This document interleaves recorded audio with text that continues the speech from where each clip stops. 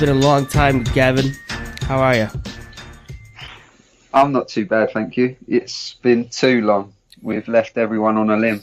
So it was like a 1 year absence. So let's explain ourselves. You got a new job. You were really busy, right? I mostly have been lazy, but I also had some personal stuff. Switched job a couple of times, and you got busy, so I was too lazy to do it by myself. But then you were available. Then I had some stuff come up here and there. But it was we finally got together, man. Finally. Yeah. Back as So it should be. Podcast is back just in time. We're gonna have a lot of cool guests, a lot of draft experts to get you through the draft season. Man, it's a long wait. You get the combine, and you have to wait another 2 entire months. Man, like, what do you do for all that time? Stupid. I think they should just bring it back to like the beginning of April or the end of March. I don't see the point in waiting like so long for these people to find out where they're going to be playing. Yeah, because they have the pre-draft visits that take forever. I say just do the thing, man. Just have the combine end of February, right? Have a month of pre-draft visits, pro days and all that. And man, beginning of April. Because the teams reported already. A lot of the teams, the Raiders are reporting this coming Monday, which is a week from today. Yeah. And the teams with rookie head coaches already reported. Yeah.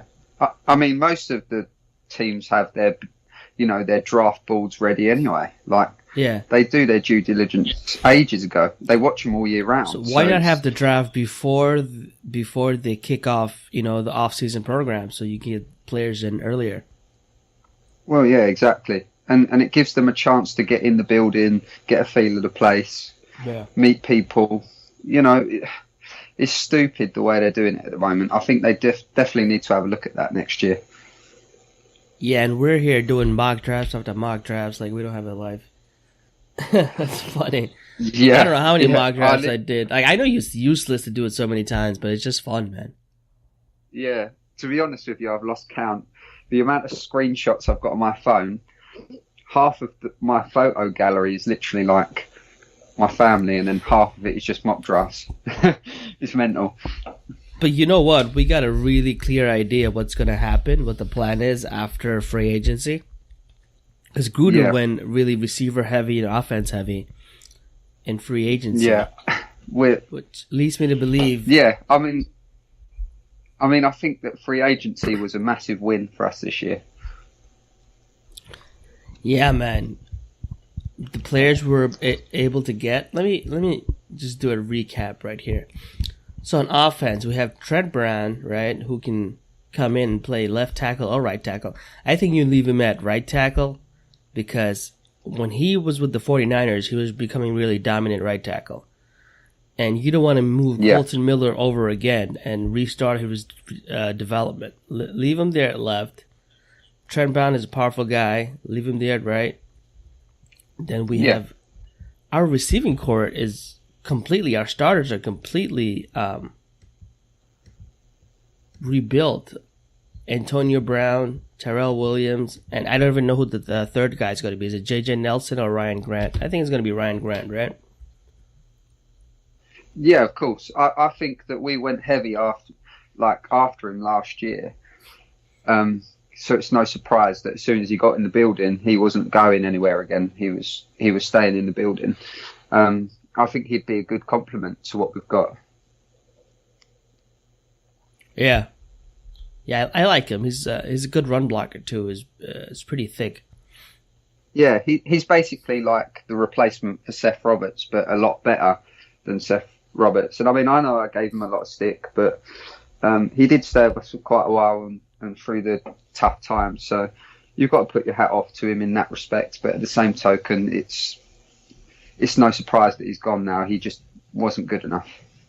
Yeah, I like Seth. He's just Listen, man, he came in as an undrafted free agent. He worked his ass off. It was just, it was his time to go. Yeah. Hopefully he does well in Baltimore. He's a cool dude. He's a good dude. Yeah.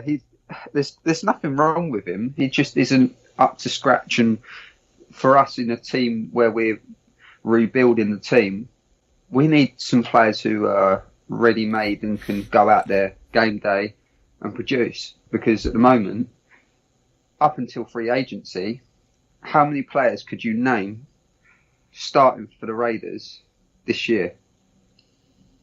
Not many. Yeah. Not starter quality anyways. No, exactly. That's my point. So what we've done is we've gone out there, we've gone, right, big concern is the offensive line. Get Trent Brown in. Wide receiver, we lost Amari Cooper. We lost Michael Crabtree. You know, these guys, they're good receivers. But what we've done is we've gone out, not only have we addressed it, we've actually got better. Yeah. Like, far better. I mean, look at Tyrell Williams when he was at the Chargers. He is very undervalued. Very undervalued. I think he could be the main man, in my opinion. Antonio Brown is going to be the main man because of his name. But when you've got someone like Tyrell Williams who actually demands attention as well, both of them as a compliment, it's going to be a good year. Yeah. You want to do a little season recap? What are your thoughts overall before we move on to positions of need in the draft? My thoughts overall, to be honest with you, it was a surprise that we were that poor, but it wasn't a surprise. When you trade two of your best players, lose Irvin because when Mac's not there, he just doesn't produce anyway. Yeah, he's overrated. Yeah, but what he did do when Mac was there is because Mac got the attention, Irvin would come in and be that other presence. But we lost all those guys. I don't know where to start, to be honest. It was just a bit of a chaotic season, wasn't it? It was up and down. We beat the Steelers. I mean, we beat a couple of decent teams, to be fair, but then we struggled against like the teams who were around us, like the 49ers. I think it was just the most inconsistent. I think it was a trial period for Gruden. I think he wanted to come in and say, "Hey, here's my system. I'm going to install it. See who buys in. See who can play in it. We'll do a little trial, a tryout for everyone, and we'll get a real feel of where we are." I don't think he saw Mac not coming back because they offered him a lot of money, $60 guaranteed, $21 million a year, but he said no. So I think, and you know what? Most people on Twitter were crying about it. I kind of supported it. Not supported it. I think we could have kept him, but I'm not as down on it as everyone else, and I'll tell you why. Just to quickly recap. Even with Mac, we were bottom 5 in the league in sacks for 2 years in a row. And the reason because is they can double team him and not have to worry about it because there was nobody else who can pressure the quarterback. We didn't have a cornerback. We didn't have good linebackers. We didn't have two good safeties. We had one good safety, and our defensive line was pretty bad.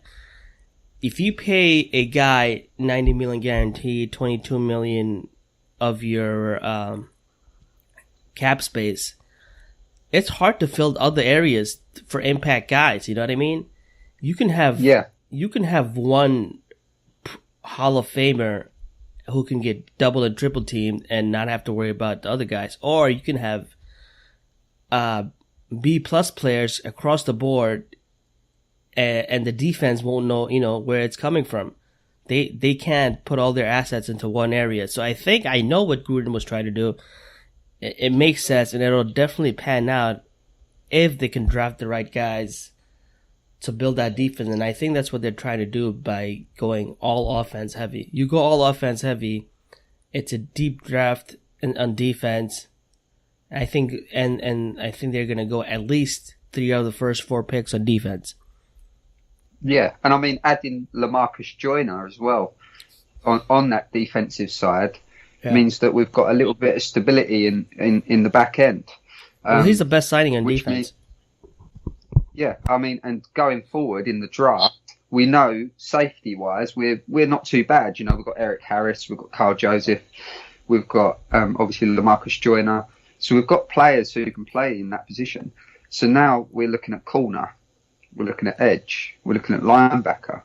We're looking at players that we haven't actually really filled for quite a few years.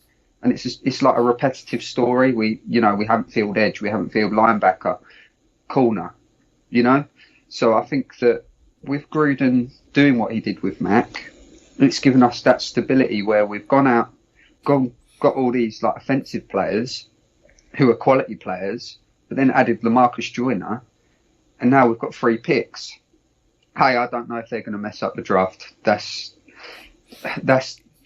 way beyond our powers, but I really feel that if they can grab an interior defensive lineman, an edge, and possibly a linebacker or a corner in the first round, literally just go defense heavy, I think that things will start to shape up on the defensive side of the ball.